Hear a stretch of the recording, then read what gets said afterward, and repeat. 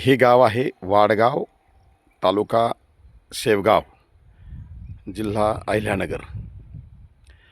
या गावामध्ये सध्या मी उभा आहे.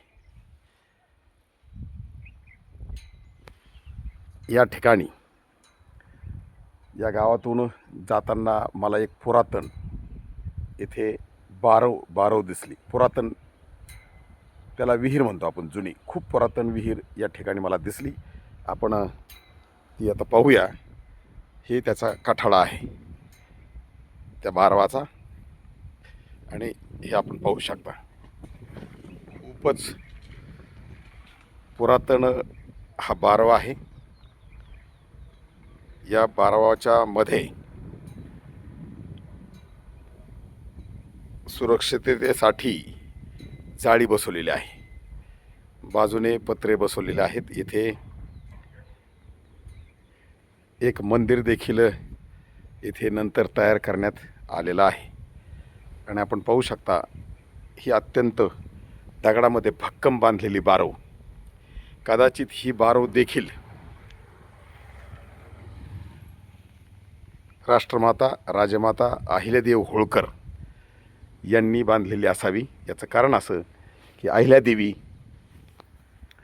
होळकर हे समतावादी होत्या आणि त्या राजा होत्या, आणि म्हणून या बारवाची निर्मिती अहिल्यादेवी होळकरांनी केलेली असावी. कारण शूद्र अतिशूद्र आणि प्राण्यांना पायऱ्या उतरून खाली पाणी पिता यावं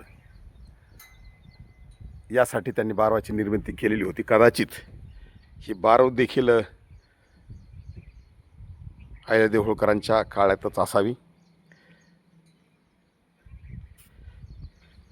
या ठिकाणी एक शेतकरी आहेत. तुम्हाला ओ दादा, ही बारव कधीची आहे सांगता येईल का? बारव कधीची सांगता येईल का? तरी पण कधीपासूनची आहे म्हणजे तुम्हाला कळतंय तशी अशीच आहे का? तर किती वर्षापूर्वीची असेल सांगता येईल का? असं ना, म्हणजे जवळपास 400-500 वर्ष झाले असतील.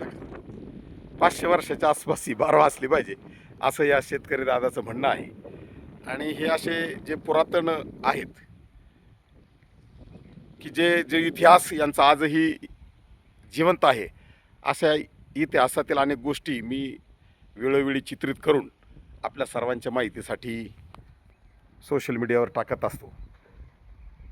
वाडगाव नावाचं गाव आहे ना, वाडगाव तालुका शेवगाव जिल्हा अहिल्यानगर येथे आता मी ही बारव पाहिली आणि याचं चित्रीकरण करून आपल्या सर्वांच्या माहितीसाठी सोशल मीडियावर मी टाकत आहे.